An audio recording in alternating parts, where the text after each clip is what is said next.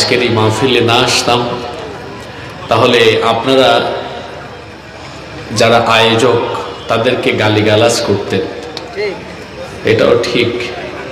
আপনারা আয়োজকদেরকে গালিগালাজ করতেন, তারপরে দেখা যেত তাদেরকে আপনারা মিথ্যাবাদী বলতেন, ধোঁকাবাজ বলতেন, যে তারা মনে হয় হুজুরকে দাওয়াত দেয় নাই।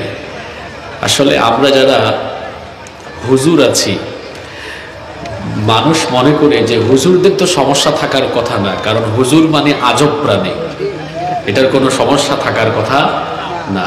মানে আমরা কোথাও দাওয়াত নিয়ে ফেলার পর যদি ওই দাওয়াত কনফার্ম করে ফেলি, তখন কিয়ামত হয়ে যাক, হুজুরকে আসতেই হবে। এখন হুজুরের ব্যক্তিগত, শারীরিক, মানসিক বা পারিবারিক কোনো সমস্যাই আমরা অনেক সময় বুঝতে চাই না, কিন্তু আমরা বুঝে ফেলি অনেক সময়। যেমন আমাদেরকে কোনো কমিটি যখন একদিন আগেও ফোন দিয়ে বলেন, হুজুর মাহফিল করতে এরকম এরকম সমস্যা হচ্ছে, আমরা তো মনে হয় করতে পারবো না, আমরা কিন্তু রাগ করি না, আমরা বলি না কেন করতে পারবেন না, আমাকে দাওয়াত করেছেন, করতেই হবে, আমরা এমন কথা বলি না। বরং আমরা উল্টো বলি, ভাই আপনারা চেষ্টা করেছেন, আল্লাহ আপনাদের প্রচেষ্টা পরিশ্রম কবুল করুক। হয়তো আপনারা বাস্তবিক কোনো কারণে এই প্রোগ্রাম বাস্তবায়িত হচ্ছে না, যাদের কারণে হচ্ছে না আল্লাহ এটার উত্তম ফয়সালা করবেন, আপনারা সবর করেন। আমরাও আল্লাহর এই ফয়সালা বা এই বাস্তবিক পরিস্থিতি মেনে নিলাম। কিন্তু দুঃখজনক হলো, আমরা মানলেও যখন আমাদের কোনো সমস্যার কারণে আমরা আসতে পারি না, আরেকজন চেঞ্জ করে পাঠাই, না আপনাকেই আসতে হবে। গত বছর এক জায়গায় মাহফিলে আমি কঠিন অসুস্থ, বিছানা থেকে উঠতে পারতেছি না, এক কমিটি বলে হুজুর অ্যাম্বুলেন্সে শুইয়া চিত হয়ে শুইয়া চলে আসেন। আপনারা হাসতেছেন, একটু ভেতর থেকে ফিল করেন, মাহফিলের আয়োজন যারা করে বা যারা শ্রোতা, এদের ভিতরেই যদি মানবিকতা বোধ বলতে কিছু না থাকে, তাহলে এই মাহফিল আয়োজন দিয়ে কি কিছু হবে? তো মানবিকতা এটা তো আপনাকে শিখতে হবে। যদিও আজকের এই কমিটির সাথে আমার এই বিষয়ে কোনো কথা হয়নি, আমি ভাবলাম যেহেতু আমি সিদ্ধান্ত নিয়েছি আগামী 2-3 দিনের প্রোগ্রামগুলোতে অ্যাটেন্ড করব, 16 তারিখ পর্যন্ত কোনো মতে আমি যাব। তো আমি এই কথাগুলো এই জন্য বলেছি যে অনেক সময় আমরা মনে করি হুজুর যারা, তাদের কোনো সমস্যা থাকতে পারে না। আসলে আমরা হুজুররা অনেক মুসিবতে আছি। আমরা যখন আস্তে আস্তে হাঁটি, তখন কেউ বলবে হয়তো হুজুর আজকে বেশি খাইয়া ফেলছে। যদি একটু দ্রুত গতিতে হাঁটে, ভাববে মনে হয় দাওয়াত আজকে অনেক বেশি আছে। দ্রুত হাঁটলেও সমস্যা, আস্তে হাঁটলেও সমস্যা। তো যাবো আমরা কোন দিকে? যাই হোক, আল্লাহ আমাদেরকে কথাগুলো বুঝার তৌফিক দান করেন, বলেন আমিন। শুরুতে আমরা হৃদয় নিংড়ানো সকল ভালোবাসা, আবেগ, অনুভূতিকে উজাড় করে দিয়ে সেই মহান রবির দরবারে কৃতজ্ঞতা জানাচ্ছি, শুকরিয়া জানাচ্ছি, যিনি আমাদেরকে সুস্থতার সাথে বাঁচিয়ে রেখেছেন। এই প্রচণ্ড তাপদাহে এত সুন্দর আয়োজনে আমাদেরকে সামিল হওয়ার তৌফিক দিয়েছেন। সেই মহান রবির দরবারে কৃতজ্ঞতা জানিয়ে, কালিমাতুশ শুকুর জানিয়ে আমরা সকলেই পড়ছি আলহামদুলিল্লাহ। প্রিয় শ্যামনগর তথা আমার প্রিয় সাতক্ষীরাবাসী, আমরা অপ্রাসঙ্গিক কোনো কথা বলে সময় নষ্ট করতে চাই না। আমরা সরাসরি আল্লাহর কালাম থেকে আলোচনা শুরু করব ইনশাআল্লাহ। আল্লাহ তাআলা এই পৃথিবীতে আমাদেরকে অসংখ্য নেয়ামত দিয়েছেন।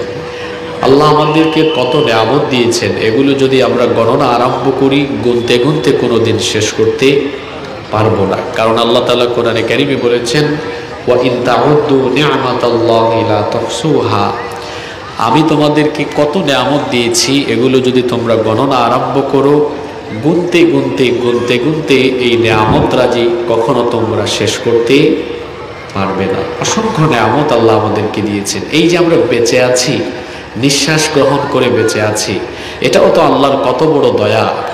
এই যে অক্সিজেনের নেয়ামত, এটা তো পৃথিবীর কোনো মানুষ আমাদেরকে দান করে না। অক্সিজেনের নেয়ামত আমরা যার কাছ থেকে পাচ্ছি, জোরে বলেন তো তিনি কে?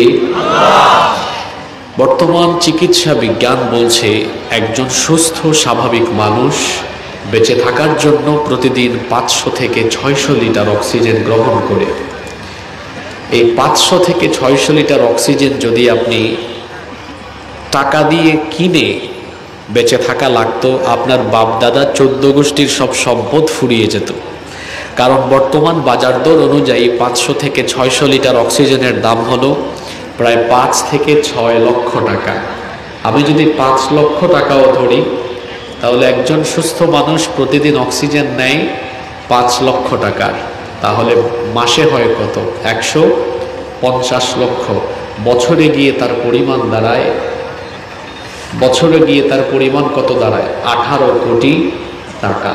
তাহলে যার বয়স যত, তত দিয়ে 18 কোটিকে গুণ করে দেখেন, জন্মের পর থেকে নিয়ে আজ পর্যন্ত মিলিয়ন বিলিয়ন ট্রিলিয়ন ডলারের অক্সিজেন আপনি গ্রহণ করেছেন, অথচ কোনো পয়সা দেওয়া লাগে নাই। ফ্রি ফ্রি আল্লাহ আপনাকে এই অক্সিজেনের নেয়ামত দিয়ে বাঁচিয়ে রেখেছেন। সুবহানাল্লাহ।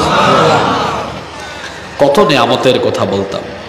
এই যে এখন যে ওয়েদার, ঠান্ডা গরম মিক্সিং হচ্ছে, অনেক হাঁচি দেই আমরা। তো হাঁচি যখন আমরা দিই, এটাও কিন্তু একটা নেয়ামত। কারণ হাদিসে এসেছে, আল্লাহর নবী বলেছেন, ইন্নাল্লাহা ইউহিব্বুল উতাস ওয়া ইউকরাহুত তাসাউব। নিশ্চয়ই আল্লাহ হাঁচি দেওয়া পছন্দ করেন এবং হাই তোলা অপছন্দ করেন। হাঁচি হলো আল্লাহর নেয়ামত। একটা হাঁচির মাধ্যমে আমাদের কত উপকার হয় দেখেন। বিজ্ঞানীরা বলেছেন, মানুষ যখন একটা হাঁচি দেয়, একটা হাঁচির মাধ্যমে তার ভেতরে জমে থাকা 3 থেকে 6 হাজার রকমের জীবাণু এক হাঁচি দিয়ে বের হয়ে যায়। সুবহানাল্লাহ।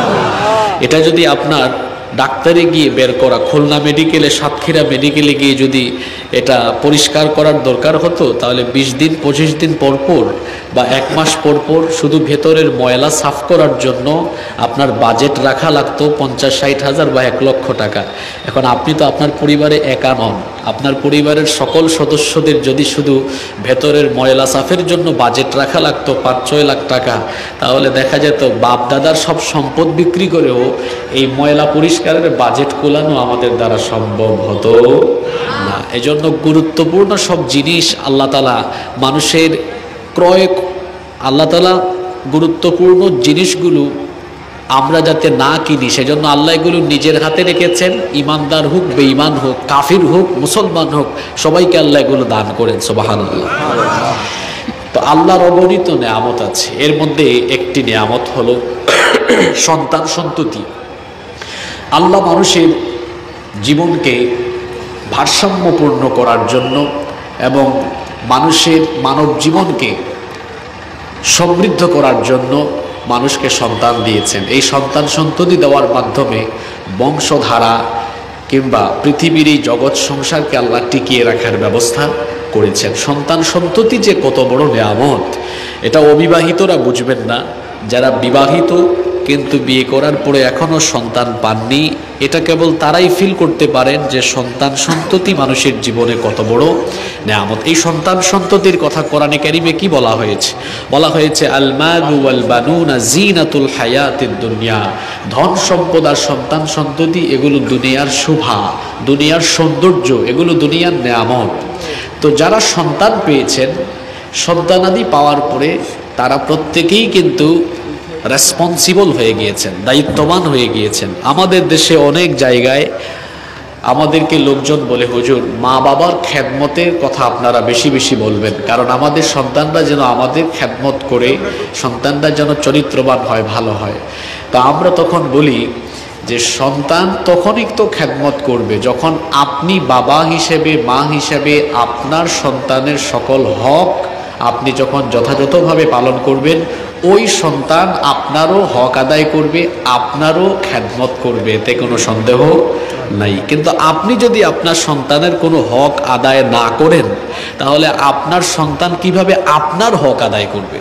এজন্য সন্তানের কাছ থেকে খেদমত পাওয়ার আগে সন্তানের প্রতি আপনি বাবা হিসাবে, মা হিসাবে যে হকগুলো আছে সেগুলো আপনাকে আদায় করতে হবে। আজ আমাদের সন্তানাদি নষ্ট হয়ে যাচ্ছে, বিশেষ করে ফিতনার এই যুগে সন্তানগুলোকে সঠিক পথে পরিচালিত করা, এটা একবিংশ শতাব্দীর একটি গুরুত্বপূর্ণ চ্যালেঞ্জ।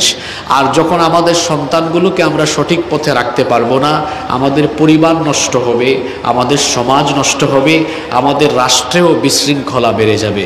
এজন্য সন্তানগুলোকে সঠিকভাবে লালন পালন করে বড় করে তোলা, এটা প্রত্যেক মা বাবারই অন্যতম দায়িত্ব এবং কর্তব্য। সেজন্য আজকে আমি মাহফিলে আসার সময় দেখলাম হাজার হাজার মা বোনেরাও এসেছেন, এখানে বিভিন্ন বয়সী মানুষেরা এসেছেন। আজকে আমরা এমন একটি টপিক নিয়ে কথা বলবো, সকল বয়সের সকল শ্রেণী পেশার মানুষদের জন্য একটি ইফেক্টিভ, কার্যকরী একটি আলোচনা।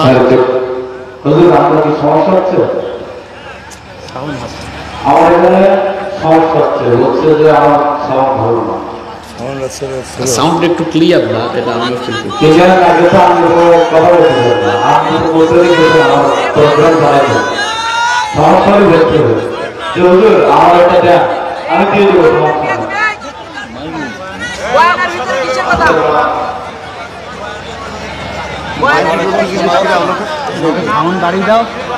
আমি অসুস্থ, আপনি বেঁচে গেছেন, নাহলে এমন কথা বলতাম এখন।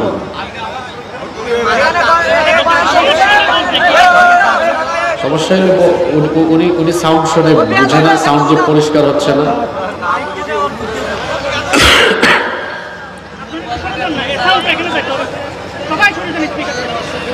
সম্মানিত ভাইয়েরা, আমার দিকে আপনারা তাকান, আমার দিকে লক্ষ্য করেন।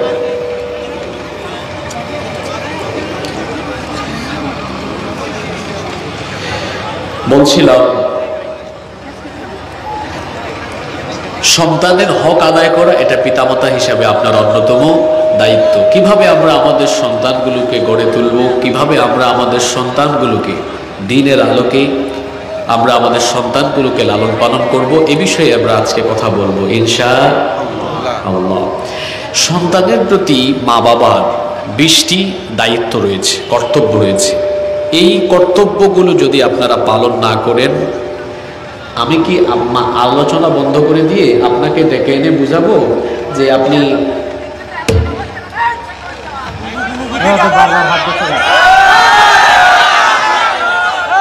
মাইকের আওয়াজ শুনলে বুঝেন না কোন জায়গায় সমস্যা আছে?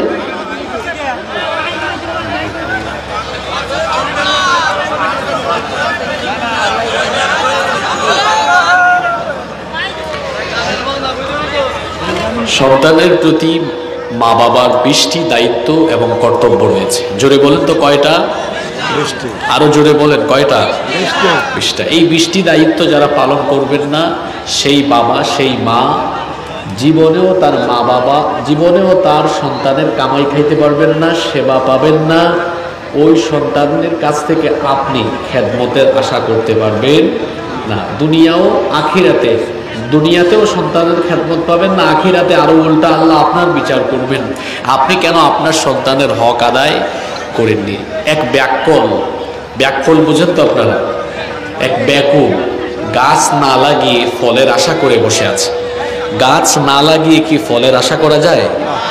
গাছ লাগানোর পরে আবার পরিচর্যা করতে হয়, গাছের গোড়ায় পানি ঢালতে হয়, তারপরে এটা পরিচর্যা করতে হয়। গাছ লাগানোর পরেও কেউ যদি ফেলে রাখে, গাছের গোড়ায় পানি না ঢালে, গাছ মরে যাবে, সেখান থেকে কোনো ফল আসবে না। গাছ লাগানোর পরে গাছের গোড়ায় পানি ঢালতে হয়, পরিচর্যা করতে হয়, তারপরে যেমন ওই গাছ থেকে ফল আসে, ঠিক তেমনি সন্তান জন্ম দিয়ে ফেলে রাখলে হয় না। যেভাবে গাছের গোড়ায় পানি ঢালা লাগে, ওই সন্তানের পেছনেও খাটনি খাওয়া লাগে, এর দেখাশোনা করা লাগে, এর হক আদায় করা লাগে। তখনই গাছ থেকে যেমন ফল পাওয়া যায়, সন্তানের কাছ থেকেও খেদমত পাওয়া যায়। আসুন আমরা সন্তানের প্রতি পিতামাতার যে হকগুলো রয়েছে সেগুলো আমরা জানি। অবিবাহিত যারা আছেন তাদের জন্য আজকের আলোচনা আরও বেশি গুরুত্বপূর্ণ, কারণ তারা ওই বিবাহিত জীবনে প্রবেশের আগে যখন এই কথাগুলো শুনবেন, তাদের জীবন আরও বেশি সুন্দর করার জন্য তারা অনেক বেশি কি বলে এটাকে, আউটলাইন বা গাইডলাইন আজকের আলোচনার ভেতর থেকে তারা পেয়ে যাবেন ইনশাআল্লাহ। এটা অপারেটরের কোনো জাতি না।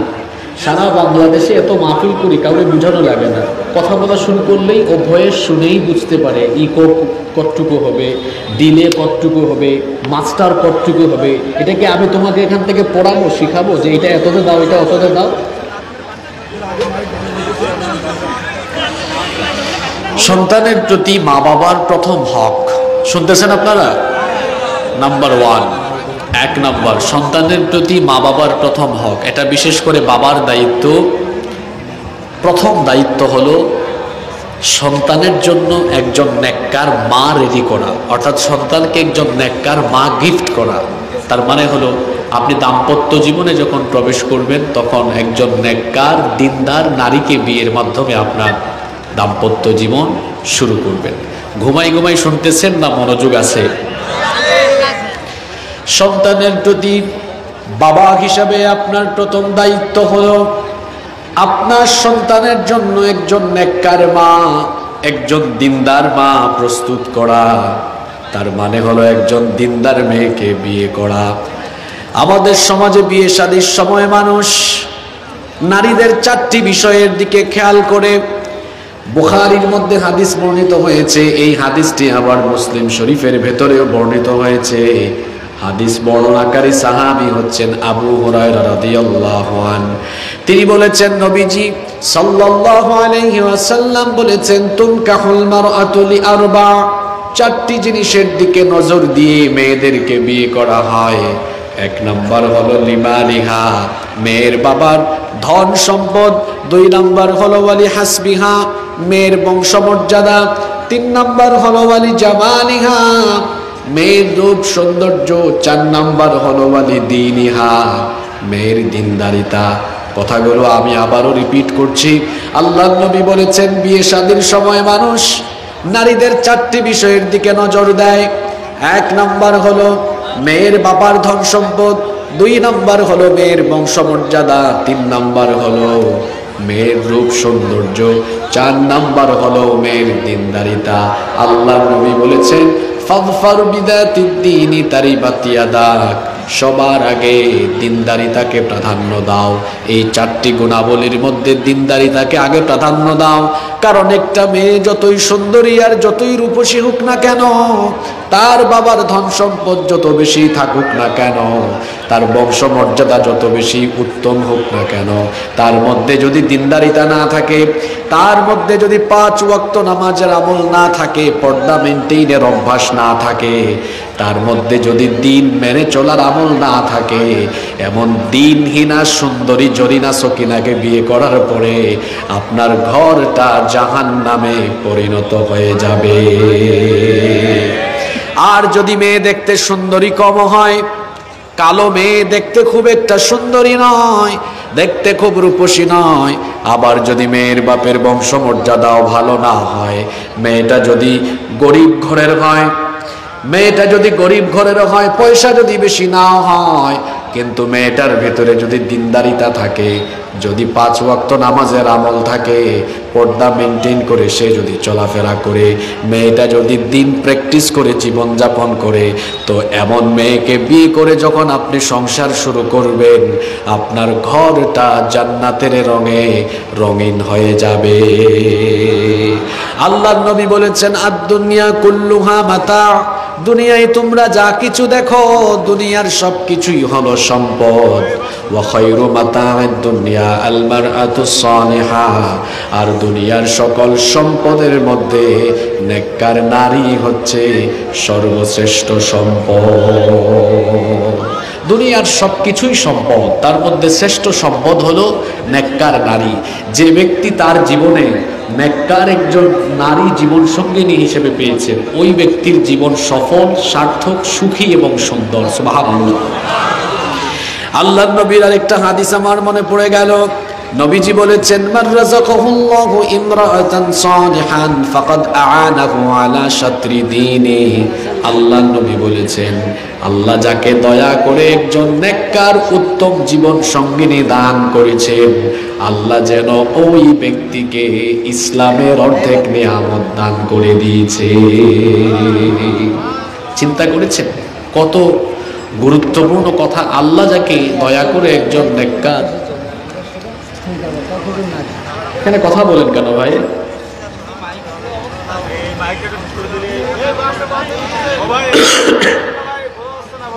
এমনিতে আমার কাশি, আরো আজকে লাগাই দিবে ফাঁসি।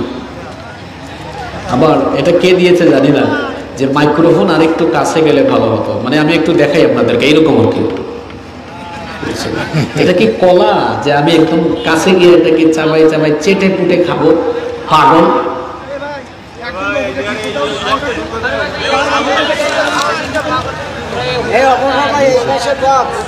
কথা বলবেন না, এখানে কেউ বসেন।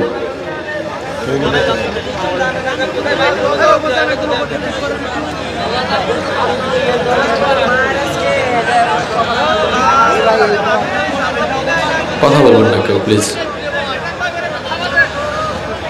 আল্লাহ নবী বলেছেন, আল্লাহ যেই ব্যক্তিকে দয়া করে একজন নেককার জীবন সঙ্গিনী দিয়েছেন, আল্লাহ যেন ওই ব্যক্তিকে, আপনারা হয় কথা বলবেন নইলে কিন্তু আমি উঠে যাব। এত উশৃঙ্খলতা ঠিক নয়। আল্লাহ নবী বলেছেন, আল্লাহ যেই ব্যক্তিকে দয়া করে একজন নেককার জীবন সঙ্গিনী দিয়েছেন, আল্লাহ যেন তাকে অর্ধেক নেয়ামত দিয়েছেন, ইসলামের অর্ধেক নেয়ামত আল্লাহ দান করে দিয়েছেন। অন্য হাদিসে এসেছে, আল্লাহ নবী বলেছেন, 4টি জিনিস যে ব্যক্তি দুনিয়াতে পেয়েছে সে ব্যক্তি যেন দুনিয়ার সকল সুখ পেয়েছে। আর বাহুম মিনাস সাআদা, 4টি জিনিস হলো সৌভাগ্যের আলামত। 1 নাম্বার হলো আল মারআতুস সালিহা, নেককার স্ত্রী। 2 নাম্বার হচ্ছে আল মারকাবুল হানি। 2 নাম্বার হচ্ছে আল মাসকানুল ওয়াসিআ, প্রশস্ত বাড়ি। 3 নাম্বার হলো আল মারকাবুল হানি, উত্তম বাহন। 4 নাম্বার হলো ওয়াল জারুস সালিহ, নেককার প্রতিবেশী। এই 4টা জিনিস যে ব্যক্তি পেয়েছে সেই ব্যক্তি দুনিয়ার জীবনের সুখ পেয়ে গিয়েছে।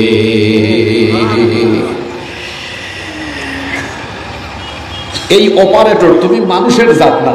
আর কি বলতাম? চুপ, একদম চুপ। তুমি সাউন্ড শুনে বুঝো না সাউন্ড কিভাবে ঠিক করতে হয়?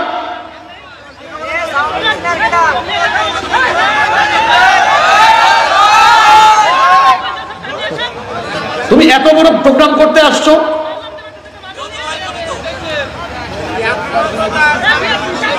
তোমার আওয়াজ ফ্রেশ হচ্ছে না কেন? তোমার আওয়াজ ফ্রেশ হয় না কেন?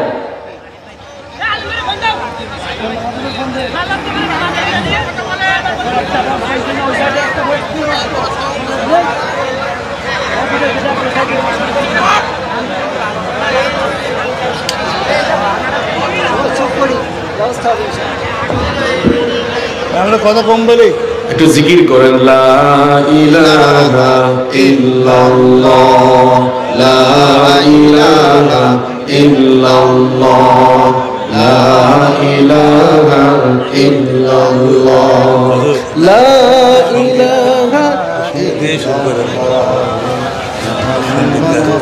আপনার এই আগ্রহকে আমি সম্মান জানাই। যেখানে মাইকে কথা বলাই যাচ্ছে না, সঙ্গীত গাইব কিভাবে? সঙ্গীতের জন্য আরো হাই কোয়ালিটির মাইক লাগে, কারণ সঙ্গীতের সময় স্কেল অনেক টানে ভেতর থেকে, হাই স্কেল লাগে। তো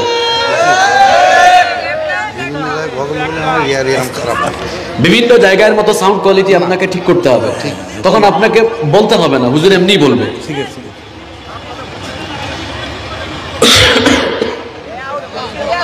এক নম্বর বলছিলাম নেককার স্ত্রী। কেন সন্তানের জন্য নেককার স্ত্রী দরকার? কেন? কারণ হচ্ছে আপনার স্ত্রী শুধু আপনার স্ত্রী নন, তিনি হচ্ছেন সন্তান উৎপাদনের কারখানা। আপনার স্ত্রী যদি দিনদার না হন, তাহলে আপনার ওই স্ত্রীর পেটের ভেতর থেকে তো ভালো সন্তান কখনো আশা করা যায় না। ওই যে মানুষজন বলে, গাই বালা তার বাছুর বালা, মা বালা তার ঝি, দুধ বালা তার দই বালা, তার মাখন বালা তার, জানেন না আপনারা? ফ্যাক্টরি ভালো হলে প্রোডাক্ট ভালো হয়, ফ্যাক্টরি খারাপ হলে প্রোডাক্টও খারাপ হয়। আপনার স্ত্রী যদি ভালো হয়, আপনার সন্তানরাও ভালো হবে। স্ত্রী যদি খারাপ হয়, সন্তানও খারাপ পথে চলে যেতে পারে। এটি কোনো আবেগী কথা নয়, এটা বিজ্ঞানসম্মত কথা। বর্তমান চিকিৎসা বিজ্ঞানীগণ বলছেন, a child gets hearing before 16 weeks of birth. একটি সন্তান পৃথিবীতে আসার আগে, সে যখন তার মায়ের পেটের ভেতরে থাকে, জন্ম নেওয়ার 16 সপ্তাহ অর্থাৎ 4 মাস আগেই সে মায়ের পেটে শুনতে পায়। সুবহানাল্লাহ। বাচ্চা জন্মের কয় মাস আগে মায়ের পেটে শোনে? আরেকটু জোরে বলেন। 4 মাস। তাহলে আপনারা বলবেন হুজুর বিজ্ঞান তো অনেক এগিয়ে আছে। হ্যাঁ, বিজ্ঞান এগিয়ে আছে, কিন্তু কোরআন থেকে বিজ্ঞান পিছিয়ে আছে। এগুলো কোরআনের ভেতরে এই তথ্য আছে, আমরা কোরআন পড়ি না, বোঝার চেষ্টা করি না বলে এগুলো জানি না। আপনি কোরআন খুলে দেখুন, আল্লাহ তাআলা কোরআনে কারীমের যত জায়গায় শ্রবণ শক্তি আর দৃষ্টিশক্তির কথা বলেছেন, সকল জায়গায় আল্লাহ তাআলা দৃষ্টিশক্তির আগে শ্রবণ শক্তির কথা বলেছেন। যেমন ইন্নাস সামআ ওয়াল বাসারা ওয়াল ফুআদা কুল্লু উলাইকা কানা আনহু মাসউলা। এখানে আল্লাহ দৃষ্টিশক্তির কথা বলতে গিয়ে বাসার বলেছেন, শ্রবণ শক্তির কথা বলতে গিয়ে সাম বলেছেন। এভাবে কোরআনের সকল আয়াতে আপনারা দেখবেন বাসারের আগে সামা অর্থাৎ দৃষ্টিশক্তির আগে শ্রবণ শক্তির কথা আল্লাহ বলেছেন। আধুনিক যুগের সকল মুফাসসিরগণ বলেছেন, যেহেতু কোরআনে কারীমের সকল জায়গায় আল্লাহ তাআলা দৃষ্টিশক্তির আগে শ্রবণ শক্তির কথা বলেছেন, তার মানে হলো মানব সন্তান দৃষ্টিশক্তি লাভ করার আগে শ্রবণ শক্তি লাভ করে থাকে, এবং এটা মায়ের পেটে থাকাকালীনই হয়ে থাকে। এবং সেটা কয় মাস আগে হয়? 4 মাস। তাহলে দেখুন তো, স্ত্রী যদি খারাপ হয় পরিস্থিতি কি হতে পারে? আপনার স্ত্রী যখন গর্ভবতী হয়ে গেলেন, প্রেগনেন্ট হয়ে গেলেন, সন্তান পেটে নিয়ে, যেহেতু সন্তান জন্মের 4 মাস আগে থেকে শুনছে, আপনার স্ত্রী যদি ঝাঁকানাকা মার্কা ডিজে আর জরিনা সকিনা মার্কা হয়, তো আপনার সন্তানকে পেটে নিয়ে এই মহিলা যখন সারাদিন হিন্দি গান, আবুল তাবুল গান, সারাদিন যখন ভারতীয় সিরিয়াল, ভারতীয় সিনেমা কিংবা আরো অন্যান্য আজে বাজে জিনিস দেখে, যেহেতু কোরআন বিজ্ঞান উভয়ই একমত যে সন্তান জন্মের কয় মাস আগে শোনে, তো আপনার স্ত্রী সন্তান পেটে নিয়ে যখন আজে বাজে জিনিস শুনতেছেন, সন্তানও পেটের ভেতর থেকে এগুলো শুনতেছে। এজন্য দেখা যায় এমন মহিলাদের পেটের ভেতর থেকে যে সন্তানগুলো বের হয়ে দুনিয়াতে আসে, এদের সন্তানগুলো বড় হওয়ার পরে ঝাঁকানাকা মার্কা হয়ে থাকে। কারণ ওই প্রেগন্যান্সিতে থাকাকালীন সন্তান পেটে নিয়ে তো মহিলা শুনছেও ঝাঁকানাকা, এজন্য সন্তানটা বড় হওয়ার পরে হইছেও ঝাঁকানাকা। যদি তার বিপরীত হয়, অর্থাৎ স্ত্রী যদি নেককার হন, দিনদার হন, তা আপনার সন্তানকে পেটে নিয়ে তিনি যখন সারাদিন সাংসারিক কাজ করবেন, সারাদিন সাংসারিক কাজ করে আজান হলে নামাজে দাঁড়ান, কোরআন তেলাওয়াত, জিকির আজকার, তাসবিহ তাহলিল তিনি যখন করেন, সন্তানও পেটের ভেতর থেকে কোরআনের আওয়াজ, তাসবিহ তাহলিল, জিকির আজকারের আওয়াজ শুনে ওই মহিলাদের পেটের ভেতর থেকে বের হয়ে আসা সন্তানগুলো এরা সারা জীবন আল্লাহর জিকির করে এরাও দিনদার, মুত্তাকি, পরহেজগার, আল্লাহওয়ালা সন্তানে পরিণত হয়ে যায়। অবিবাহিত ভাইয়েরা যারা ব্যাচেলর, বিয়ে করো নাই, ঠিক বইলা চলে যাইও না। প্রথম পয়েন্টে কি বুঝলা? সুন্দরী জরিনা সকিনার পিছনে ঘুরিও না। দেখো মেয়েটা পর্দা করে কিনা, মেয়েটা দিনদার কিনা। দিনদার মেয়ে ছাড়া সংসার শুরু করলে তোমার কপাল পুড়ে ছাই হয়ে যাবে। তাহলে অবিবাহিত ছেলেদেরকে সিদ্ধান্ত নিতে হবে, বিবাহের সময় অবশ্যই দিনদার নেককার মেয়েকে প্রাধান্য দিতে। তেমনি ভাবে আমার বোনেরাও দিনদার ছেলেকে প্রাধান্য দিতে হবে। আর আমার বাবারা এখানে যারা আছেন, আমার মায়েরা যারা পর্দার আড়াল থেকে শুনছেন, আপনাদের কাছে আমার অনুরোধ হচ্ছে, ছেলে মেয়ে বিবাহ দেওয়ার সময় দিনদারিতাকেই সবচাইতে বেশি প্রাধান্য দিতে হবে। তাহলে একজন বাবা, এখানে আমরা যারা পুরুষ যারা বাবা হয়েছেন তারা তো হয়েছেন, যারা হন নাই তারা তো ভবিষ্যতে হবেন ইনশাআল্লাহ। তাহলে আমাদের প্রথম দায়িত্ব কি? সন্তানের জন্য নেককার মা রেডি করা। ওই যে গাই ভালা তার বাছুর ভালা, মা ভালা তার দুধ ভালা তার, দই ভালা তার, মাখন ভালা তার ঘি, এটা যেন মনে থাকে। নাম্বার 2, সন্তানের প্রতি বাবা মার 2 নম্বর দায়িত্ব হলো, সন্তান যখন আল্লাহ দিলেন, সন্তান পেয়ে গেলেন, শুকরিয়া জানাবেন কার? কারণ সন্তান দেওয়া না দেওয়ার মালিক কে? আল্লাহ। এজন্য সন্তানাদি যখন আপনি পেয়ে যাবেন, আল্লাহর শুকরগুজার হবেন, আল্লাহর শুকরিয়া জানাবেন। কারণ জগতে এমন বহু মানুষ আছে যারা বৈবাহিক সম্পর্কে দাম্পত্য জীবনে যাওয়ার পরেও কোনো সন্তান পায় নাই। আপনি সন্তান পেয়েছেন, এই সন্তান কিন্তু আপনি নিজে পান নাই। সন্তানাদির নেয়ামত আপনাকে দয়া করে যিনি দিলেন, জোরে বলেন তিনি কি? এই জন্য প্রত্যেক পিতামাতার 2 নম্বর দায়িত্ব হলো সন্তান পাওয়ার পরে আল্লাহর শুকরিয়া জানানো। কারণ সন্তান দেওয়া না দেওয়ার মালিক হচ্ছেন আল্লাহ। যখন পেলেন তখন শুকরিয়া করবেন। আমাদের জাতির পিতা আল্লাহর খলিল সাইয়েদনা ইব্রাহিম আলাইহিস সালামের 86 বছর পর্যন্ত কোনো সন্তান ছিল না। 86 বছর বয়সে যখন আল্লাহ তাকে সন্তান দিলেন, সেই সন্তানের নাম রাখলেন ইসমাইল। আল্লাহ তখন তাকে 86 বছর বয়সে বার্ধক্যে যাওয়ার পরে যখন সন্তান দিলেন, তখন ইব্রাহিম আলাইহিস সালাম আল্লাহ তাআলার কৃতজ্ঞতা জানিয়ে শুকরগুজার হয়ে তিনি তখন আল্লাহর শুকরিয়া জানিয়েছিলেন। আর তার শুকরিয়ার ভাষা আল্লাহর কাছে এত পছন্দ হয়েছে, আমাদের শিক্ষার জন্য আল্লাহ সেটা কোরআনে কারীমের ভেতরে তুলে দিয়েছেন। কোরআনুল কারীমের 14 নম্বর সূরা ইব্রাহিমের 39 নম্বর আয়াতের মধ্যে এসেছে, আমাদের জাতির পিতা আল্লাহর শুকরিয়া জানিয়ে পড়েছিলেন, আলহামদুলিল্লাহিল্লাযী ওয়াহাবানি আলাল কিবারি ইসমাঈলা ওয়া ইসহাক ইন্না রাব্বী লাসামিউদ দুআ। তিনি বলেছিলেন সব প্রশংসা আল্লাহ, যিনি আমাকে এই বার্ধক্য বয়সে, বুড়ো বয়সে ইসমাইল এবং ইসহাকের নিয়ামত দিয়েছেন। এজন্য তিনি প্রশংসা করেছিলেন আল্লাহর।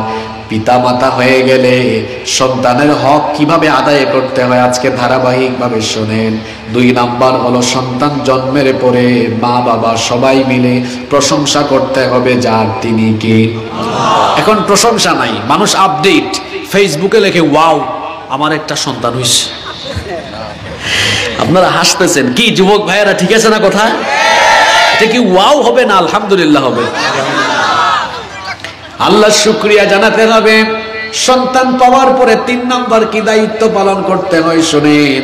সন্তান ছেলে হোক বা মেয়ে হোক, দুটার উপরেই খুশি থাকতে হবে। আমাদের সমাজে আছে ছেলে হলে খুশি হয়, মেয়ে হলে খুশি হয় না, এমন মানুষ আছে না নাই? অথচ কোরআনে কারিমে আল্লাহ ছেলের কথা পরে বলেছেন, মেয়ের কথা আগে বলেছেন। মেয়ে সন্তান প্রথম পাওয়া এটা কিন্তু সৌভাগ্যবান ব্যক্তিদের আলামত। যে কোনো ব্যক্তি কিন্তু কন্যা সন্তান পায় না। আসমানের নিচে জমিনের উপরে যে স্বামী স্ত্রী সবচেয়ে সৌভাগ্যবান এবং সৌভাগ্যবতী, আল্লাহ তাদেরকে দয়া করে প্রথমে কন্যা সন্তান দান করে। কন্যা সন্তান পাওয়া এটা সৌভাগ্যের ব্যাপার। কন্যা সন্তানের মালিক হতে পারা, কন্যা সন্তানের পিতা মাতা হতে পারা, এটা বড় নিয়ামতের ব্যাপার। কারণ আল্লাহর নবী বলেছেন, আল্লাহ যেই ব্যক্তিকে কন্যা সন্তান দান করেন, যেই ঘরে কন্যা সন্তানের জন্ম হয়, হাদিসে এসেছে, ইদা বুলিদা লির-রাজুলু ইবনাতান বাআসাল্লাহু আযজা ওয়া জাল্লা মালাইকা। যেই ঘরে কোনো কন্যা সন্তানের জন্ম হয়, আল্লাহ সাথে সাথে ওই ঘরের মধ্যে রহমতের ফেরেশতা পাঠিয়ে দেন। রহমতের ফেরেশতা এসে ওই কন্যা সন্তানের মাথায় তাদের রহমতের হাত বুলিয়ে দেয়, আর ঘরের প্রত্যেকটি মানুষকে সালাম দেয়, আসসালামু আলাইকুম আহলাল বাইত। হে এই ঘরের মানুষেরা, তোমাদের সবার উপরে সালাম। যেই ঘরে এই কন্যা সন্তানের জন্ম হলো, এই ঘরের মানুষের জন্য আমরা সুসংবাদ নিয়ে এসেছি। এই কন্যা সন্তানকে পেয়ে যারা আনন্দিত হবে, খুশি হবে, এদেরকে যারা, এই কন্যা সন্তানকে যারা আদর স্নেহ মমতা ভালোবাসা দিয়ে প্রতিপালন লালন পালন করে, উত্তম শিক্ষা দীক্ষায় শিক্ষিত করে, এরপরে যে পিতা মাতা এই কন্যা সন্তানকে সৎপাত্রস্থ করবে, আল্লাহ আমাদেরকে সুসংবাদ দিয়ে পাঠিয়েছেন। আল্লাহ ওয়াদা করেছেন ওই পিতা মাতাকে আল্লাহ তাআলা জান্নাত দান করবে। ছেলে সন্তানের ব্যাপারে এরকম কোন হাদিসের কিতাবে কন্যা সন্তান নেয়ামত। আল্লাহর নবী বলেছেন, যার ঘরে 3টা কন্যা সন্তান আছে, ওই 3 কন্যা সন্তানকে যারা লালন পালন করবে, অবহেলা না করে যারা উত্তম ভাবে লালন পালন করবে, আমার দিকে আপনারা তাকান। আল্লাহর নবী সাহাবীদের সামনে এই 2টা আঙ্গুল একভাবে একসাথে করলেন, ওয়াদাম্মাস সাবাবাতি ওয়াল উসতা। এই 2টা আঙ্গুল একসাথে করে নবীজি বললেন, ওই এই 2টা আঙ্গুল যেমন এভাবে একসাথে কাছাকাছি আছে, ঠিক সেভাবে 3 কন্যার মা বাবা আর আমি মুহাম্মাদুর রাসূলুল্লাহ কিয়ামতের দিন এভাবে একসাথে একই জান্নাতের ভেতরে থাকবো। তো বলছিলাম 3 নাম্বার দায়িত্ব হলো, ছেলে হোক মেয়ে হোক, সন্তুষ্ট হওয়ার পরে ছেলে মেয়েটা জন্ম নিল, জন্ম নেওয়ার পরে উত্তম ভাবে গোসল দিয়ে এবার তার ডান কানে আজান দিতে হবে, বাম কানে ইকামত দিতে হবে। জোরে বলেন তো দেখি, ডান কানে কি, বাম কানে। হাদিস শরীফের মধ্যে এসেছে, সুনানে আবু দাউদের ভেতরে হাদিস এসেছে, উবাইদুল্লাহ বিন আবি রাফি তার বাবা থেকে হাদিস বর্ণনা করেছেন। তার বাবা বলেছেন, রাআইতু রাসূলুল্লাহ, সবাই পড়েন সাল্লাল্লাহু আলাইহি ওয়াসাল্লাম, আযযানা ফি উযুনাইল হাসান হিনা ওয়ালাদাতহু ফাতিমাতু বিসসালাহ। আল্লাহর নবীর কলিজার টুকরা মেয়ে ফাতিমাতুজ জাহরা রাদিয়াল্লাহু আনহার ঘরে যখন হাসানের জন্ম হলো, আল্লাহর নবী তার কলিজার টুকরা নাতি হাসানকে কোলে নিয়ে তার ডান কানে আজান দিয়েছে। ডান কানে আজান, বাম কানে, যাতে করে সন্তানের কানে দুনিয়াতে আসার পরে সবার আগে আল্লাহর শ্রেষ্ঠত্বের বাণী পৌঁছে যায়, তাওহীদের রিসালাতের বাণী যেন তার কানে প্রবেশ করে। আজকে দুঃখজনক হলেও সত্য, এই সুন্নতটা আমার সমাজ থেকে ধীরে ধীরে কমে যাচ্ছে। কমে যাওয়ার আরো একটা কারণ আছে, সেটা হলো আগের জামানায় তো সন্তানের জন্ম হতো ঘরে, বাসা বাড়িতে। এখন বেশিরভাগ বাচ্চার জন্ম হয় কোথায়? জোরে বলেন।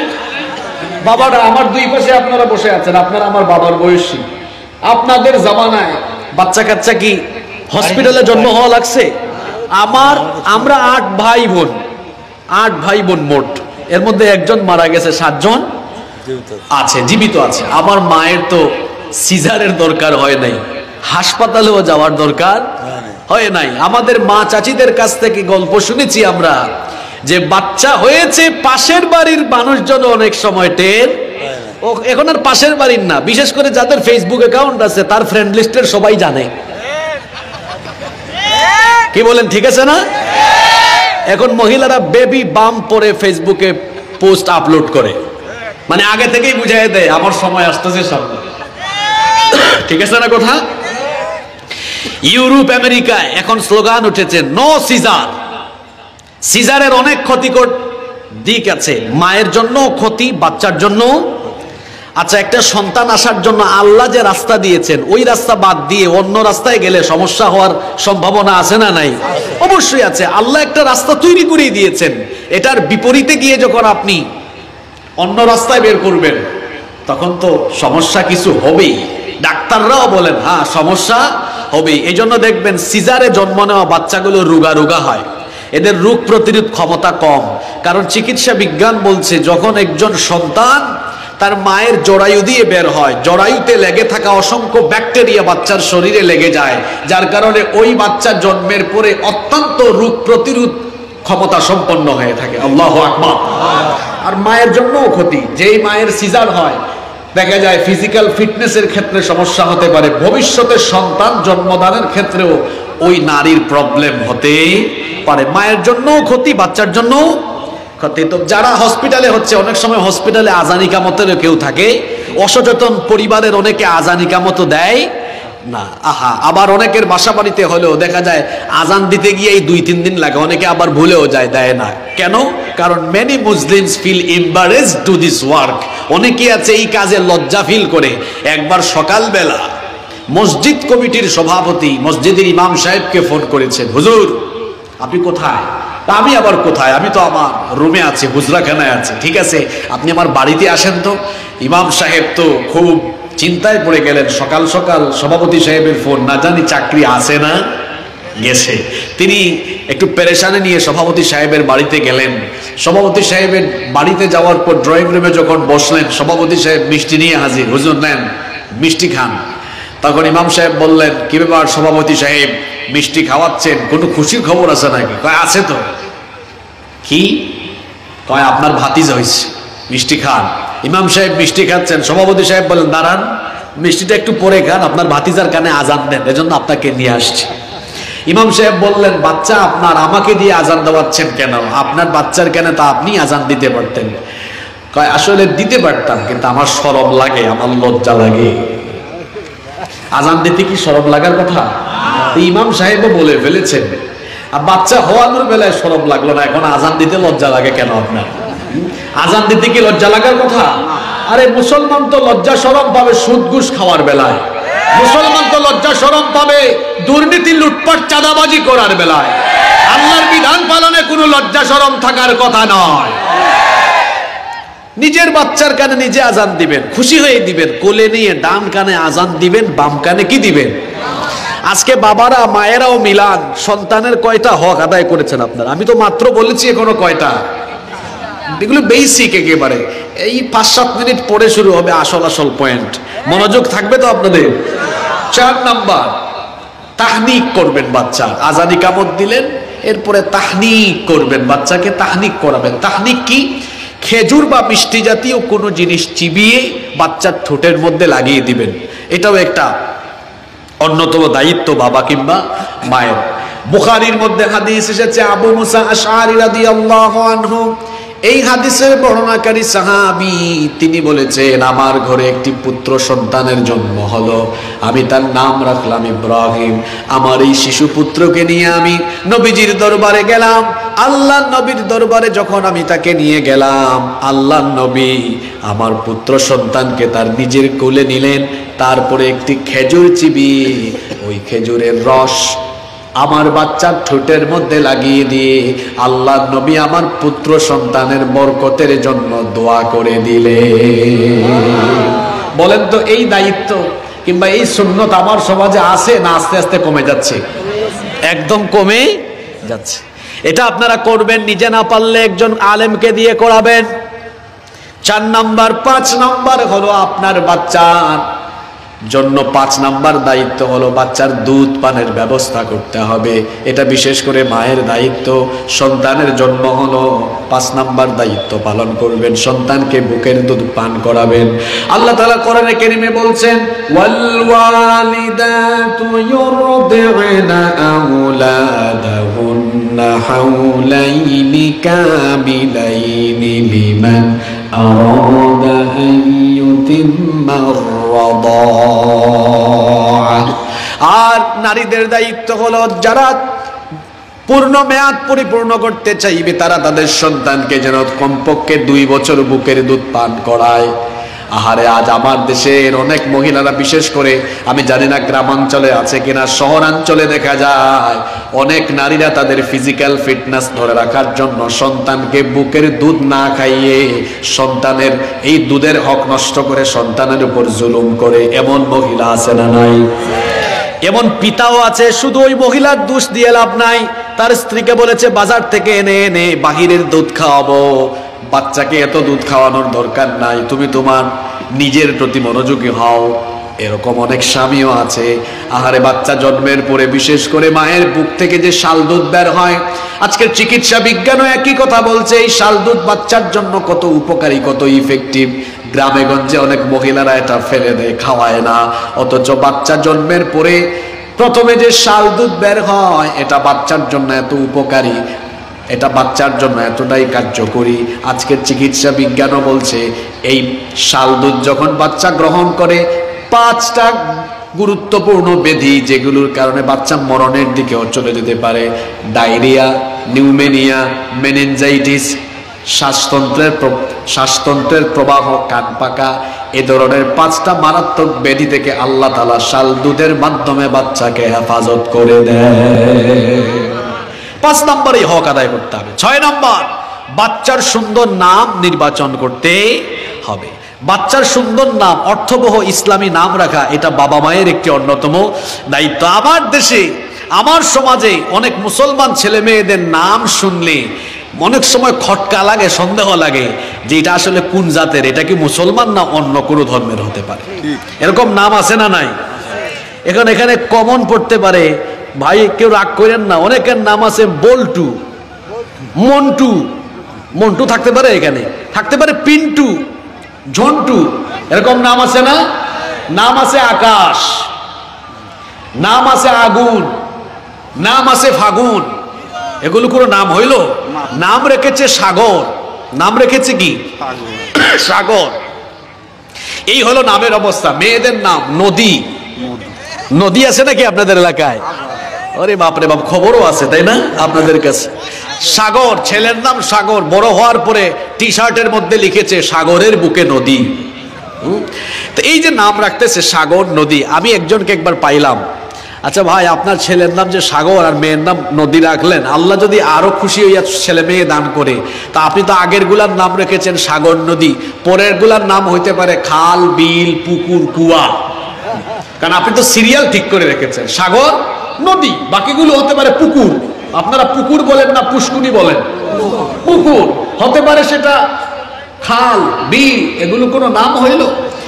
নাম রাখবেন সুন্দর নাম। আল্লাহর নবী বলেছেন, ইন্না আহাব্বা আসমাইকুম ইলাল্লাহি আব্দুল্লাহ ওয়া আব্দুর রহমান। দুইটা নাম আল্লাহ বড় পছন্দ করেন, আল্লাহর কাছে দুটি নাম সবচাইতে প্রিয়, একটি হচ্ছে আব্দুল্লাহ, আরেকটি হচ্ছে আব্দুর রহমান। এখন আমার সমাজে আব্দুল্লাহ আব্দুর রহমান নাই, আছে আকাশ, আগুন, ফাগুন, তুফান। তুফান নাম আছে না? তুফান আছে তো। ছেলের নাম তুফান, মেয়ের নাম বৃষ্টি। তো ভাই, আপনি ছেলের নাম তুফান রাখছেন কেন? কয় হুজুর তুফানের সময় হয়েছে, অবস্থা বুঝে ব্যবস্থা নিয়েছে, নাম রেখেছে তুফান। বৃষ্টির সময় হয়েছে, মেয়ের নাম রেখেছি বৃষ্টি। তো বজ্রপাতের সময় যদি এখন আরেকটার জন্ম হয়, নোয়াখাইল্লা ভাষায় নাম কি রেখে দিবেন? ঠাডা পড়ছে। কারণ আপনি তো অবস্থা বুঝে ব্যবস্থা নিয়ে নেন, যে অবস্থায় জন্ম হয় ওইভাবেই ব্যবস্থা নিয়ে নাম রেখে দেন। আহারে, মেয়েদের নামেরও যা অবস্থা, চুমকি, জুমকি, জুনাকি, পিঙ্কি, কত রকমের নাম। এরকম নাম রাখবেন না। আল্লাহর নবী বলেছেন, তোমরা তোমাদের ছেলে মেয়েদের সুন্দর নাম রাখো, কারণ কিয়ামতের দিন তোমাদের ছেলে মেয়েদেরকে তাদের নাম ধরে ধরে এবং তোমাদের নাম ধরে ধরে ডাকা হবে। এজন্য বাবা হিসাবে, মা হিসাবে সন্তানের সুন্দর নাম রাখার দরকার আছে না নাই? আল্লাহর নবী বলেছেন, তাসুম্মু বিআসমাইল আম্বিয়া, নবীদের নামের সাথে মিলিয়ে তোমাদের ছেলেদের নাম রাখো, সাহাবীদের নামের সাথে মিলিয়ে নাম রাখেন। ছেলে হয়েছে, নাম রেখে দেন মূসা, নাম রেখে দেন ঈসা, নাম রেখে দেন জাকারিয়া, নাম রেখে দেন ইয়াহইয়া, অথবা সাহাবীদের নামের সাথে মিলায়া রাখেন। কিংবা আপনি আলেমদের সাথে পরামর্শ করে নাম রাখেন, অর্থবহ ইসলামিক সুন্দর নাম রাখেন, কারণ নামের একটা প্রভাব মানুষের জীবনে আছে না নাই? সুন্দর নাম রাখবেন। নাম্বার 7, 7 নাম্বার হচ্ছে, বাচ্চা জন্মের পরে 7ম দিনে তার মাথা হলক করবেন। সব জন্মের 7ম দিনে মাথা হলক করে মাথার চুল মুন্ডিয়ে চুল পরিমাণ রৌপ্য আল্লাহর রাস্তায় সদকা করে দিতে হবে। 8 নাম্বার হচ্ছে, 7ম দিনে আকিকা করবেন। আকিকা, ছেলে হলে ছেলের পক্ষ থেকে 2টা ছাগল, মেয়ে হলে মেয়ের পক্ষ থেকে 1টা ছাগল জবাই করে আকিকা দিতে হবে। আকিকা এটা সন্তানের একটি গুরুত্বপূর্ণ হক, এটা আদায় করতে হবে। 9 নম্বর, আল খিতান, ছেলে হলে তাকে যত দ্রুত সম্ভব খতনা করতে হবে। আমাদের দেশে অনেক মা বাবা দেখা যায় খতনা করাতে করাতে অনেক দেরি করে ফেলে। না, খতনা আজকে চিকিৎসা বিজ্ঞানও বলছে আপনি তাড়াতাড়ি করাতে পারেন, কম বয়সে করাতে পারেন, কোনো অসুবিধা নাই, বরং এর মধ্যে আরো অনেক বেনিফিট আছে। 10 নম্বর হচ্ছে, এখন থেকে আপনাদেরকে আগামী কয়েক মিনিট একটু মনোযোগী থাকতে হবে। মনোযোগী থাকবেন তো? আমার কিছু বলার নাই, ওদিকে আর কিছু বলবো না। আমার শরীরে যে কষ্টটা আমি পাচ্ছি, এই পরিমাণ কষ্ট আল্লাহ যেন এদেরকেও দেয়।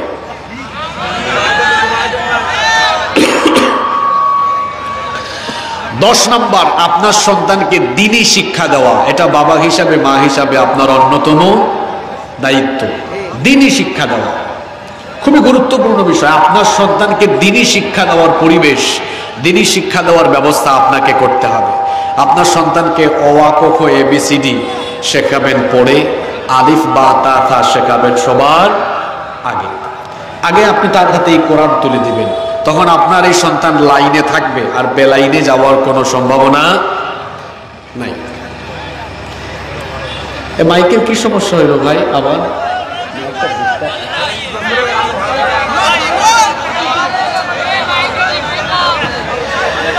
আপনার সন্তানকে আপনি কোরআন শিখাবেন, দ্বীন শিখাবেন, এটা আপনার বাবা হিসাবে, মা হিসাবে অন্যতম দায়িত্ব। আপনার সন্তানকে আপনি কোরআন শিখাবেন। বর্তমানে যে শিক্ষা কারিকুলাম, যে শিক্ষা ব্যবস্থা, আপনি যদি আপনার সন্তানকে প্রথমে দ্বীনি শিক্ষা না দেন, তাহলে আপনার সন্তান বিপথে চলে যাওয়ার, নষ্ট হয়ে যাওয়ার, চরিত্রহীন হয়ে যাওয়ার সম্ভাবনা কম না বেশি? অনেক বেশি। এজন্য সন্তানকে সবার আগে কোরআন শেখাবেন, আপনার সন্তানকে দ্বীনি শিক্ষায় শিক্ষিত করবেন, সন্তানকে যখন কোরআন সুন্নাহর আলোয় আলোকিত করবেন, এই সন্তান দুনিয়াতেও কাজে লাগবে, আখিরাতেও কাজে লাগবে। আপনার সন্তান যখন দিনদার হবে, আপনি মারা যাওয়ার পরে এই সন্তান আপনার জানাজায় নিজেই সে ইমামতি করবে। আর এটা যে কত বড় একটি আনন্দের ব্যাপার, আপনি মারা যাওয়ার পরে অন্য কোনো আলেম যদি আপনার জানাজায় ইমামতি করেন, তার ভেতর থেকে কোনো ফিলিংস কাজ করবে না। কিন্তু সন্তান যখন তার মা বাবার জানাজায় ইমামতি করবে, প্রত্যেকটা তাকবীর দিতে গিয়ে তার কলিজাটা ফেটে যাওয়ার মতো অবস্থা হবে, চক্ষু দিয়ে পানি বের হবে। সারা দুনিয়ার সকল সাগর মহাসাগরের পানি দিয়ে কবরে জাহান্নামের আগুন নেভানো যায় না, কিন্তু সন্তান যখন 2 ফোঁটা চোখের পানি ছেড়ে দেয়, সন্তান যখন 2 ফোঁটা চোখের পানি ছেড়ে দিয়ে পিতা মাতার জন্য দোয়া করে, ওই 2 ফোঁটা চোখের পানি নাকের ডগায় আসার আগে সন্তানের 2 ফোঁটা চোখের পানি দিয়ে আল্লাহ পিতা মাতার কবরের জাহান্নামের আগুনকে নিভায়া দেয়। যেন সন্তানকে নেককার বানিয়ে যান, দুনিয়াতেও লাভ আছে, আখিরাতেও লাভ আছে। 11 নম্বর হলো সন্তানকে নামাজের তাকিদ দিতে হবে। এবার মিলান ভালো করে পয়েন্টগুলো। পিতা মাতার খেদমত কেন সন্তান করে না? কারণ সন্তানের হক আপনি আদায় করেন নাই। আপনার সন্তানকে নামাজি বানানো, 5 ওয়াক্ত নামাজের অভ্যাস দেওয়া, এটা বাবা হিসাবে মা হিসাবে আপনার দায়িত্ব। আল্লাহর নবী বলেছেন, মুরু আউলাদাকুম বিসসালাতি ওয়া হুম আবনাউ সাবঈ সিনিন। তোমাদের সন্তানের বয়স যখন 7 বছর হয়ে যায়, 7 বছর বয়সেই তাদেরকে নামাজের আদেশ দাও। জোরে বলেন তো কত বছর? 7 বছর বয়সে তাদেরকে নামাজের আদেশ দাও। 10 বছর বয়স হয়ে গেলে নামাজের জন্য শাসন করো। 10 বছর দূরের কথা, 20 বছর 30 বছর হয়ে গিয়েছে, বাপও বেনামাজি, ওই বাপের ঘরের ওই মায়ের ঘরের ছেলে মেয়েও বেনামাজি, অর্থাৎ পরিবারের সবাই একসাথে বেনামাজি হয়ে বসে আছে। এই রকম পরিবার আমার সমাজে নাই। জোরে বলেন। আপনার সন্তানগুলোকে নামাজি বানান। এগুলো কেমন সন্তান রেখে যাচ্ছেন? হ্যাঁ, আপনি দুনিয়াতেই দেখতেছেন বেনামাজি একটা উষ্টা খাইয়া পশ্চিম দিকে পড়ে না। কেমন সন্তানের পিতামাতা আপনি? আপনার সন্তান বেনামাজি হয়েছে আপনার কারণে, আপনি দায়ী, আপনি দায়ী। আজান হওয়ার পরে আপনি যদি সকালবেলা ঘরে আইন পাশ করতেন, তুমি আমার ছেলে, তুমি আমার মেয়ে, ঘুমাতে পারবা না, নাস্তা বন্ধ করে দিব। আজান হয়ে গেলে শাসন করেন, নামাজে যাও, ছেলেকে হাত ধরে নিজেই নামাজে নিয়ে যান। আপনার স্ত্রীকে বলেন, তুমি মেয়েটাকে পাশে নিয়ে যায় নামাজে দাঁড়াও। মা বাবা দুজনে যদি এরকম সচেতন হয়, ওই ঘরের ছেলে মেয়েরা কি বেনামাজি হওয়ার কোনো সম্ভাবনা আছে নাকি? না, নিজের খাইসলত ঠিক করেন। আপনি নিজেই তিমা ফজরের নামাজ পড়েন না, এজন্য আপনার ছেলেও পড়ে না, আপনার মেয়েও পড়ে না।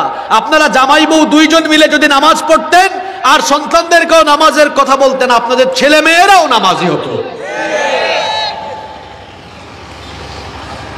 ছেলে মেয়েগুলাকে নামাজি বানান, দিনদার নামাজি ছেলে মেয়েরা কখনো তাদের মা বাবাকে কষ্ট দেয়। এই যে আগের পয়েন্ট বললাম না, ছেলে মেয়েদেরকে দিনদার বানান। আপনারা কি কখনো শুনছেন যে কোনো কি শুনছেন? প্রশ্ন শোনার আগেই জবাব। আপনারা কি কখনো শুনেছেন যে কোনো আলেম বানতেন, একজন ইমাম সাহেব খুব অল্প টাকা বেতন পান, একজন ইমাম সাহেব ওই অল্প টাকা বেতন নিয়ে তার মা বাবা নিয়ে দেখবেন আছেন। কোন ইমাম সাহেব, কোন হুজুর দেখবেন কখনো তার মাকে বাপকে ঘর থেকে বের করে দেয়? যারা ঘর থেকে বের করে দেয় বেশিরভাগ ক্ষেত্রেই দেখবেন বড় বড় ডাক্তার, ইঞ্জিনিয়ার, অফিসার, সবাই না। আর যারা কয়েকজন হাতে গোনা ভালো, গিয়ে দেখেন ওদের মা বাবা শুরুতেই তাদেরকে দ্বীনি শিক্ষা দিয়েছে বলে লাইন ঠিক আছে। এই যে গত সপ্তাহে টিভি চ্যানেলে আপনারা দেখেছেন, ফেসবুকেও এটা ভাইরাল হয়েছে, 4 সন্তান এক বাবা মায়ের, বড় বড় অফিসার সবগুলো, এত টাকার সম্পদ, 4 জন মিলে মা বাপকে বাড়ি থেকে বের করে দিয়েছে। বাংলাদেশে এরকম বহু পরিবার আছে, ছেলেমেয়েরা বড় হওয়ার পরে সব সম্পদ নিজেরা ভাগ করে নিয়ে মা বাবাকে বাড়ি থেকে বের করে দিয়েছে। কি বলেন, এরকম আছে না নাই? ওই মা বাবার জন্য কষ্ট লাগে, কারণ ওই মা বাবা তাদের সন্তানদেরকে শুধু দুনিয়ার শিক্ষা দিয়েই শেষ করেছে।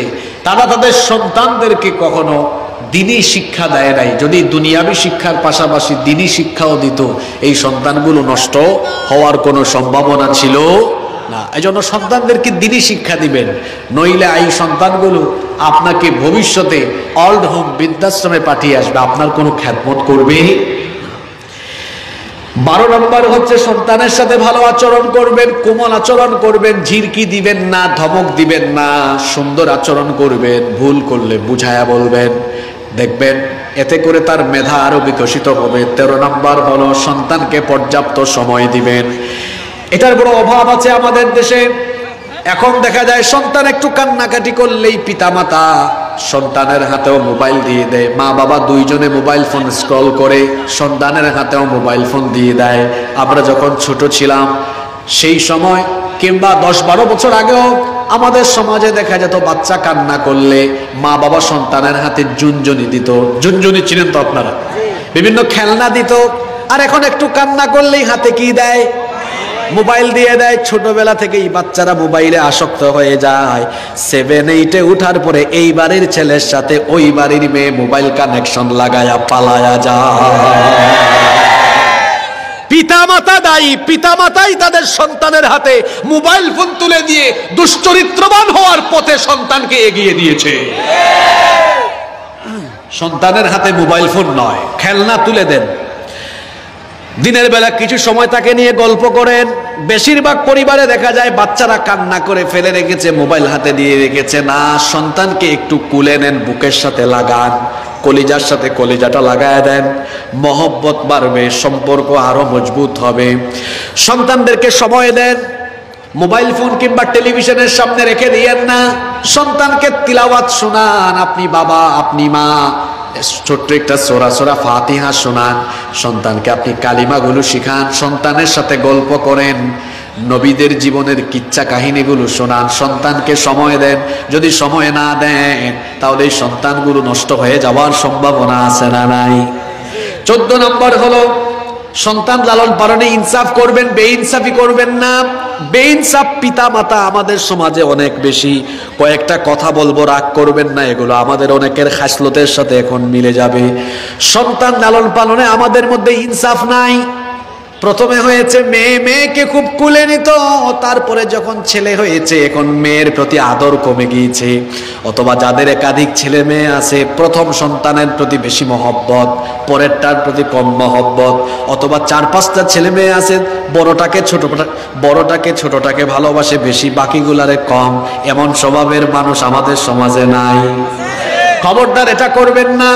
আবার অনেক সময় অনেক বাবা মাকে দেখা যায় 3 ছেলে আছে, বড় ছেলে পয়সা ইনকাম করে বেশি, ছোটটাও ইনকাম করে বেশি, বড়টাকে ছোটটাকে কদর করে বেশি, মাঝখানেরটা ইনকাম করে কম, তার প্রতি মায়া মহব্বত কম। কি বলেন, আছে? খবরদার এটা করবেন না। বাবা হিসাবে, মা হিসাবে সকল সন্তানের প্রতি আপনার সমান ভালোবাসা থাকবে, সমান নজর থাকবে, সমান দৃষ্টিকোণ থাকবে। ছেলে মেয়ে লালন পালনেও কখনো বেইনসাফি করবেন না। অনেকে আছে মেয়েকে মহব্বত করে কম, ছেলেকে বেশি।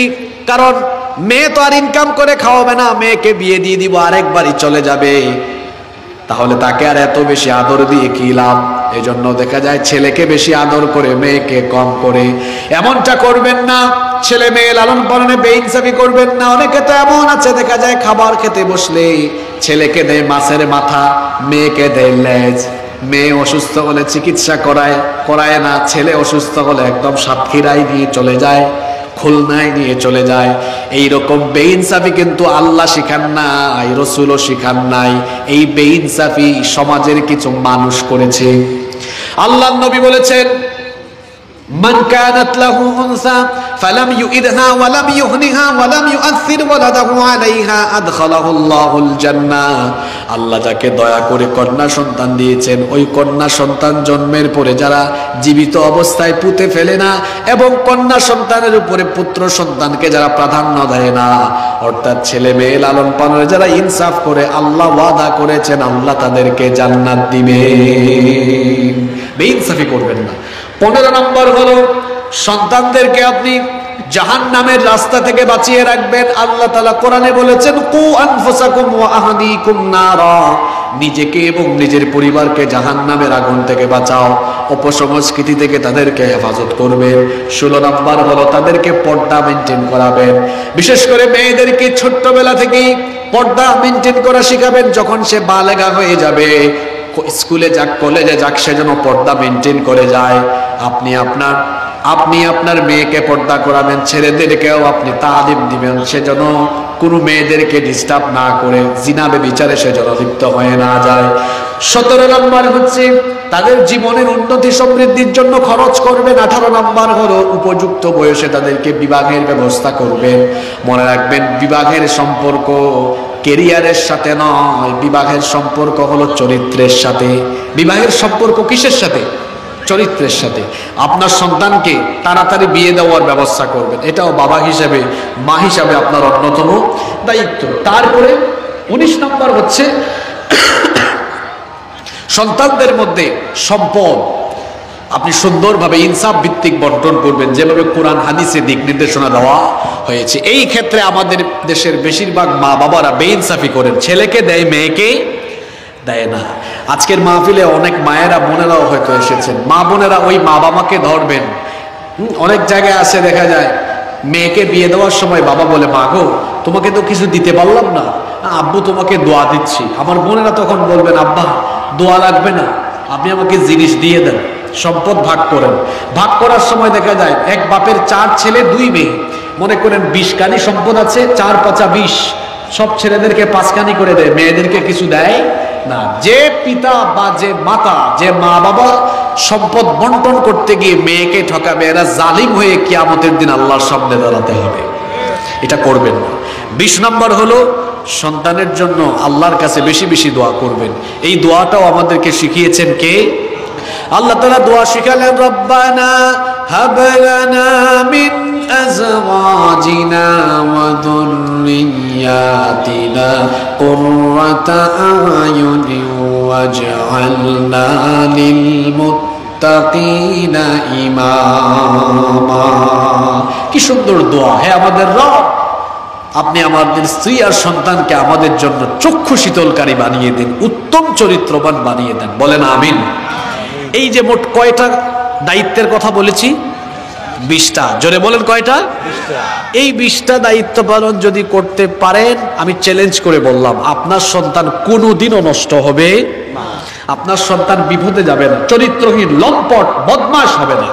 আপনার ছেলে, আপনার মেয়ে আপনার জন্য হবে চক্ষু শীতলকারী, হবে দিনদার, হবে পরহেজগার, হবে চরিত্রবান, হবে আল্লাহওয়ালা। সুবহানাল্লাহ। এই 20টা দায়িত্ব আমরা অনেকে পালন করি না বলে আমাদের ছেলে মেয়েগুলো নষ্ট হয়ে যাচ্ছে, আমাদের ছেলে মেয়েরা বিপথে চলে যাচ্ছে। আজকে হাজার হাজার মায়েরাও এসেছেন, বোনেরা এসেছেন। আমি হাজার হাজার মা বোনদেরকে এবং হাজার হাজার ভাই বাবাদেরকে সবাইকে আমি অনুরোধ করবো, আসুন এই 20টি দায়িত্ব পালন করে এর আলোকে আমরা আমাদের সন্তানদেরকে লালন পালন করি। তবেই আমাদের সন্তানগুলো আমাদের জন্য চক্ষু শীতলকারী হবে, তবেই তারা পরহেজগার হবে, মুত্তাকি হবে, দিনদার হবে ইনশাআল্লাহ। আল্লাহ তাআলা আমাদেরকে এই দায়িত্বগুলো পালনের তৌফিক দান করেন। আমরা সবাই বলি আমিন। মাহফিল কমিটির কোনো বক্তব্য থাকলে আমরা শুনবো, না থাকলে আমরা মোনাজাতে চলে যাব। আপনাদের কোনো কথা আছে? আপনাদের কমন সেন্সের দিকে আমি খুব লক্ষ্য করি। এইখানে মাইক বাজতেছে না, আপনারা বলেন সঙ্গীত সঙ্গীত।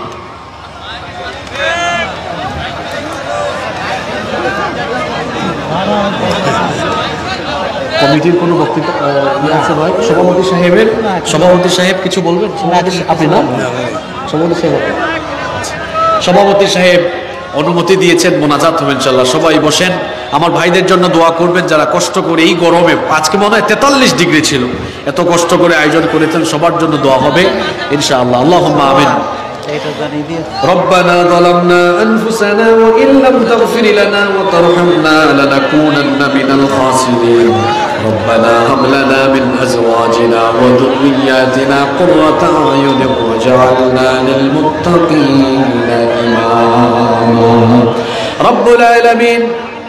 গভীর রজনী পর্যন্ত দীর্ঘ সময় নিয়ে প্রচন্ড গরমের মধ্যে হাজার হাজার নারী পুরুষ তোমার কালাম থেকে কথাগুলো শুনেছেন। আল্লাহ, আমরা যারা হাত তুলেছি সবাই জীবনে কম বেশি গুনাহ করে ফেলেছি। মাবুদ গো, আমাদের গুনাহের দিকে না তাকি তুমি তো গাফফার, তোমার গাফফার নামের খাতিরে আমাদের জীবনের ছোট বড় জানা অজানা যত গুনাহ আছে দয়া করে সব গুনাহ তুমি মাফ করে দাও রব্বুল আলামিন। আমাদের স্ত্রী সন্তান পরিবারের সবাইকে মাফ করে দাও, আমাদের পরিবারের সবাইকে মাফ করে দাও, আমাদের পিতা মাতাকেও